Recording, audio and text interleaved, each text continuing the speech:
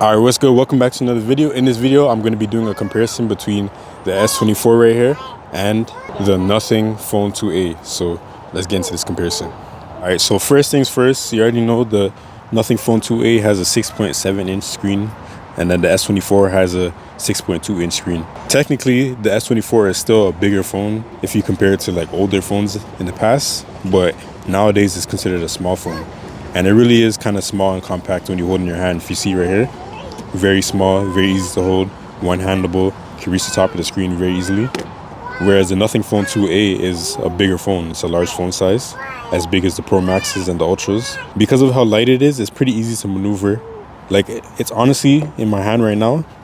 I'll put the actual weight on the screen, but in my hand right now, it's actually pretty light. Like, low-key, the S24 actually feels heavier than the Nothing Phone 2a, which is crazy. But the Nothing Phone 2a is made of plastic, so it has a plastic back. The rails are all plastic, and then the screen is obviously glass. The S24 is aluminum and glass. But yeah, Nothing Phone 2a is really light, really easy to hold, so it's not as easy to use with one hand, but because of how light it is, you can maneuver it, like I said.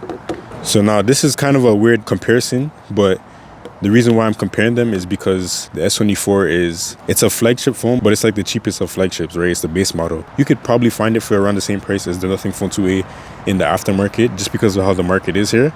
So they're low-key within the range of, you know, each other in terms of pricing, at least where I live in Toronto. What makes this one special? So Nothing Phone 2a obviously has the glyph lights, and the glyph lights have different functions. You can use a timer, you can use them as a flashlight or a fill light in videos. It has notifications, so whenever you get notifications, you can see them on the glyph lights without even like looking at your phone screen, and you won't be distracted by noise or anything like that. Then you can have a central glyphs where one of the strips of light will light up and it will stay lit until you check the notification, so you can set specific apps and stuff like that. Yeah, so the glyph lights have that kind of functionality. You can make them sync up with music, which is a cool like little party trick. Yeah, there's not too much to the glyph lights, but they are pretty useful, especially if you want to disconnect from your phone but still kind of be aware. And just have different things like a timer, and your Uber Eats, how far away is it from you? The progress will show up in the glyph right here, which is pretty cool. And then in terms of cameras, you're going to see a camera test between both of these phones, but obviously the S24 has a more flagship tier camera system, whereas the Nothing Phone 2a is a budget phone, so it has, you know, the cameras are not bad at all, but, you know, they're definitely a lot cheaper than the S24s.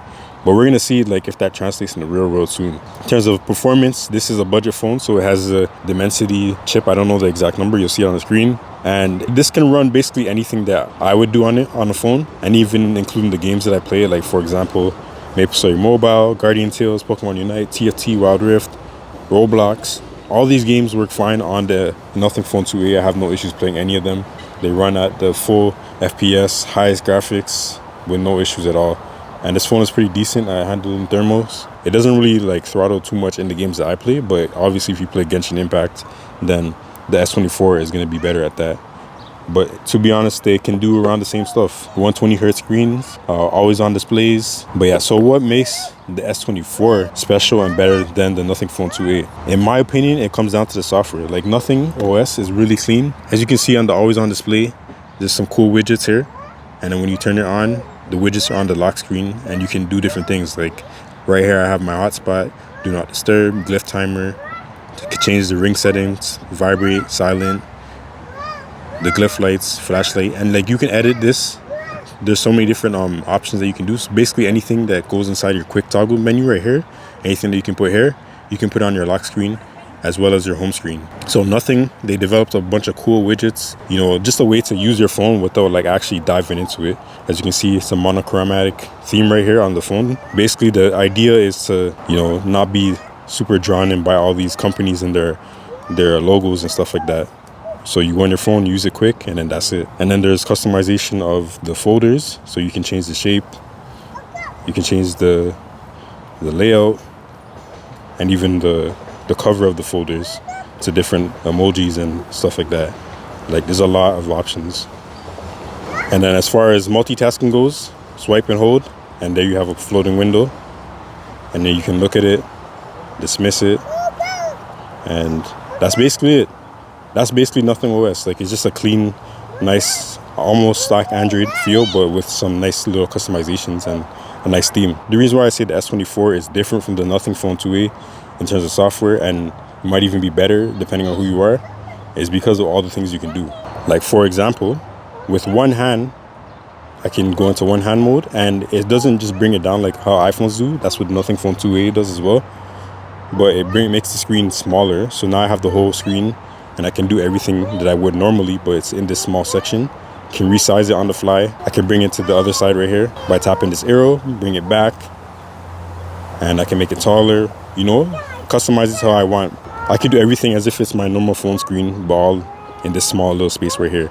I think that's a lot more functional than just bringing the top of the screen down. But that's just one thing. Then you got the edge panel where you can swipe from the side and you can basically open apps in floating windows. So you could drag and drop like that, floating window, or you can grab it and drag and drop into split screen, just like that. And you can save app pairs to the home screen or the edge panel. And the app pair allows you to open up that same two apps that you have in the same orientation as well. So if I adjust this app pair and I save that to the home screen, now if I open this one, it's boom in this orientation. But if I open the other one, it's in this orientation. So that's pretty cool. And then from here, you can switch the app to a different app in split screen. You can open into floating windows, or you can full screen, obviously. And yeah, the edge panel is fully customizable. You can add all the apps that you want onto the edge panel. And then you can also change how the edge panel works so that when you tap an app, instead of it just opening like this, it will just open up to the app.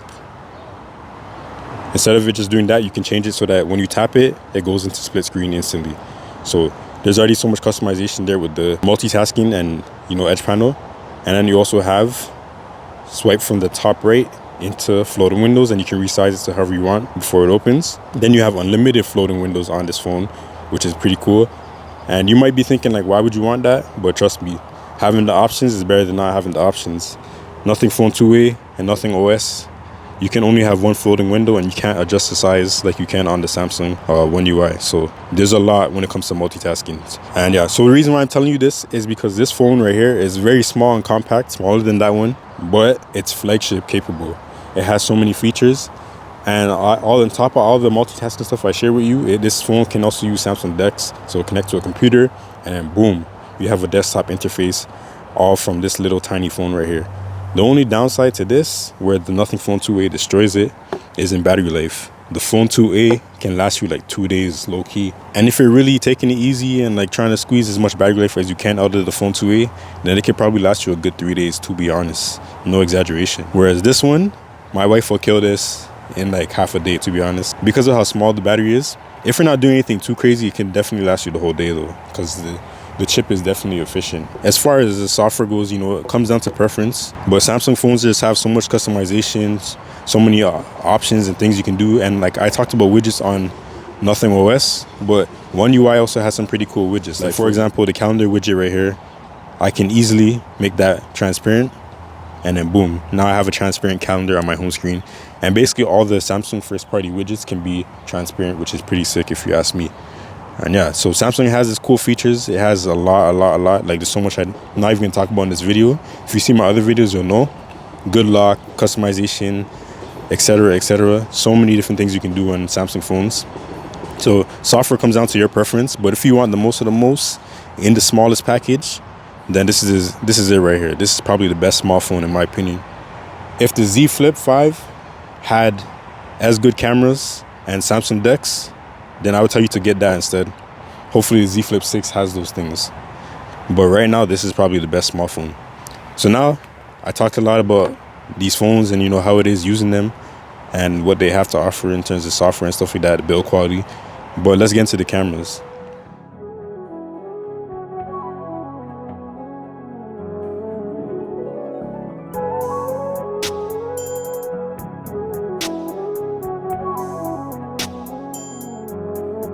Easy vibes.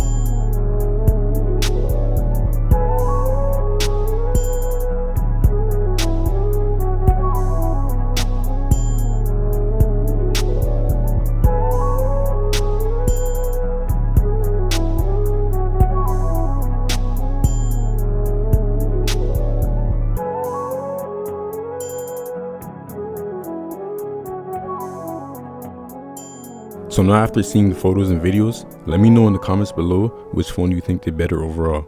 Before I end the video, I just want to share the camera specs with you for perspective. The Nothing Phone 2a features a 50 megapixel wide main camera and a 50 megapixel ultra wide camera and a 32 megapixel selfie camera. The S24 features a 50 megapixel wide camera, which is the main camera, a 10 megapixel telephoto camera, a 12 megapixel ultra wide camera, and a 12 megapixel front camera. The S24 can also film up to 4K 60 FPS on all the cameras and up to 8K 30 FPS on the main camera, whereas the Nothing Phone 2a can only do up to 4K 30 FPS on the rear cameras.